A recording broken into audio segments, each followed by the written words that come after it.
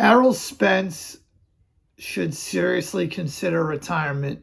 And I know a lot of people are going to watch this video and they're going to say, what are you talking about? It's only one loss. He has had so many great wins before. Champions come back from a loss. And I understand all those things. But what they are not factoring in is that the way he got beat up and the way his face looked, particularly that early in a fight. I have never seen a boxer of that caliber's face look that early in a fight. I don't know if I've ever seen a boxer, period, look that way that early in a fight. And the reason why I think his face looked like that was because of the fact that the accident and the lifestyle, the retina, the plastic surgeries, everything they had to do up until this point, it has added up. Roy Jones Jr. touched on it in an interview that he did after the fight. Roy Jones Jr. said, when you come out of a car that is going over 120 miles an hour, you are not going to be the same afterwards. I don't care who you are.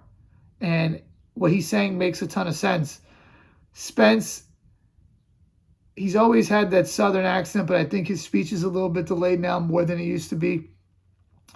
He didn't seem to have the punch resistance. I understand some of that's the weight training. I understand some of that is, the fact that he may have, been inactive for a little bit, but I think the bigger thing is the car accident. And I know a lot of people are going to say, well, he never fought Terrence Crawford before. That's why his face looks the way it did that early in the fight. I've never seen a Terrence Crawford opponent's face look that way that early in the fight. I didn't see Sean Porter's face look like that. David Evanesian's face looked like that. Hank Lundy, Jose Benavidez, Amir Khan, Kell Brook. I mean, we could go on and on and on. I mean, I didn't see that in any of Crawford's fights prior to this. Then we look at the fact that Errol Spence had the car accident. He had been drinking a lot because everyone says, oh, he had the accident. The reason you're driving 120 miles an hour and you're drunk and you're intoxicated, the chances are that you were drunk a lot of times before that, and you may have been drunk driving a lot of times before that. And he had the retina injury, which took him out of the Manny Pacquiao fight.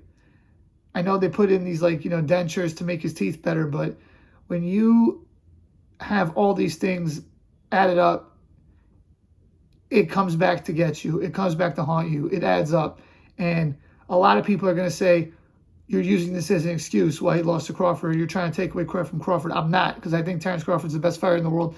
And I think Terrence Crawford's the best boxer of this era. And I think Terrence Crawford would always defeat Errol Spence at any point in time, from 2017, when he moved up, 2018, from when he moved up to welterweight to now. Even prior to Errol Spence's accident. But I think that Errol would have done better in that fight had it been back then. And I think it would have been more like the Terrence Crawford-Sean Porter fight where it's competitive, it's back and forth, and then Terrence pulls away late and stops him. I don't think it would have been like this.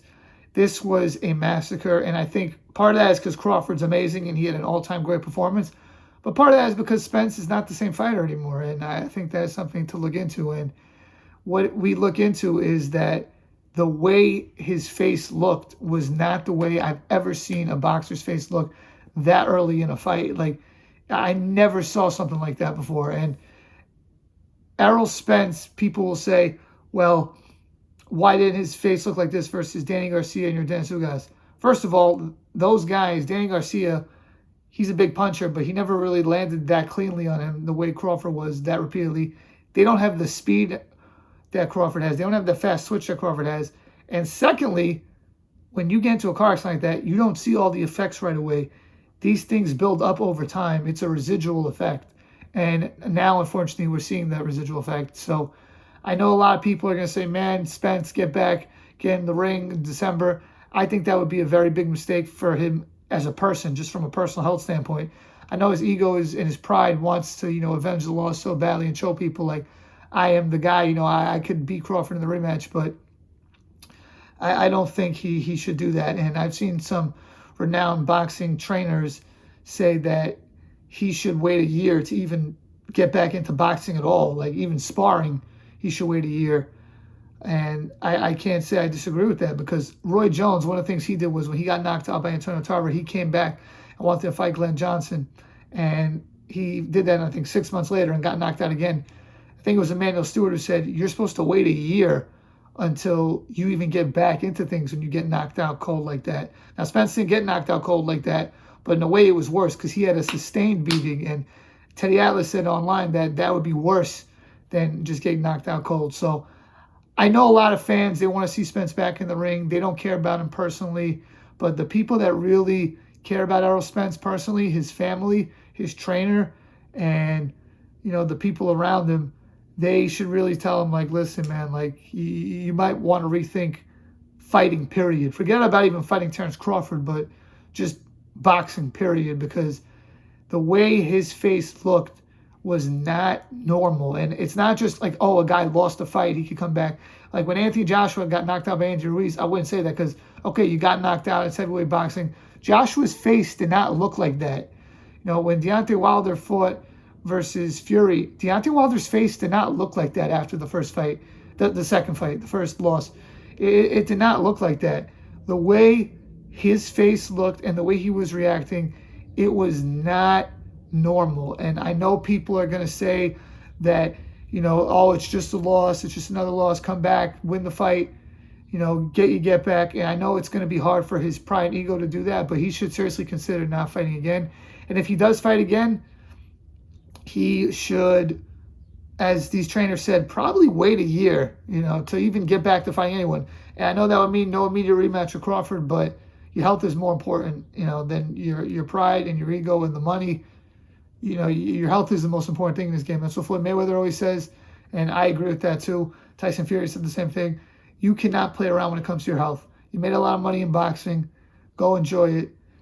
That's me, but I understand that it's his decision. He can do what he wants to do, but I actually said in my other video that I think that Spence will do the rematch clause in December. I don't think they're going to do it because I think he and his team, they're going to pressure him and they're going to say, listen, you shouldn't do it, and they're going to talk him out of it. But we shall see. I think that he should consider retirement and definitely not box Crawford next in December. Let me know what you guys think. Please like, share, comment, subscribe. Peace.